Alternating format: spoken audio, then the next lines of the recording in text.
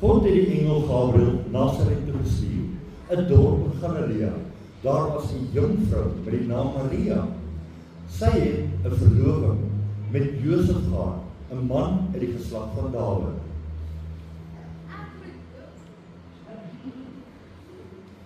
Ek groet jou, begenadigde. Die Here betoon genade aan jou en hy is by jou. Maria was baie verward en bang. Sy het gewonder wat die engel bedoel. Moenie bang wees nie, Maria, want God bewys genade aan jou.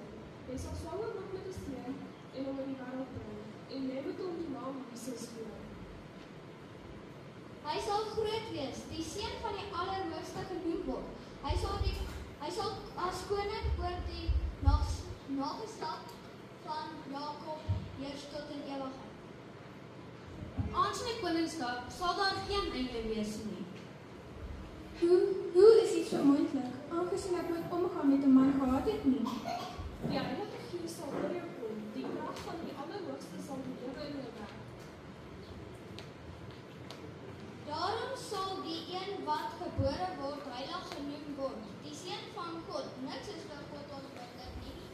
Ek is tot beskikking van die Here. Laat dan met my gebeur wat U gesê het.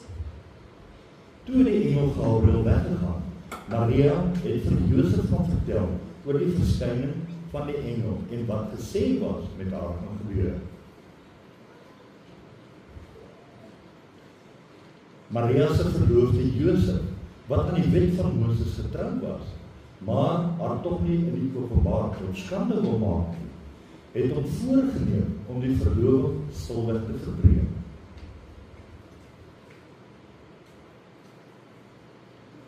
Een engel het aan Josef verskyn in sy drome. Josef, seun van Dawid, moenie bang wees om met Maria te trou nie, want wat in haar gewek is, kom van die Heilige Gees. Sy sal 'n seun in die wêreld bring, en hulle sal hom Immanuel noem, want dit is hy wat sy volk van hulle sondes sal verlos.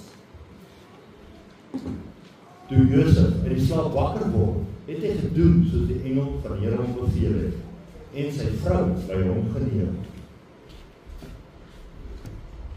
In daardie tyd het Augustus, die Romeinse keiser, beveel dat almal getel moes word. Almal moes teruggaan waar hulle gebore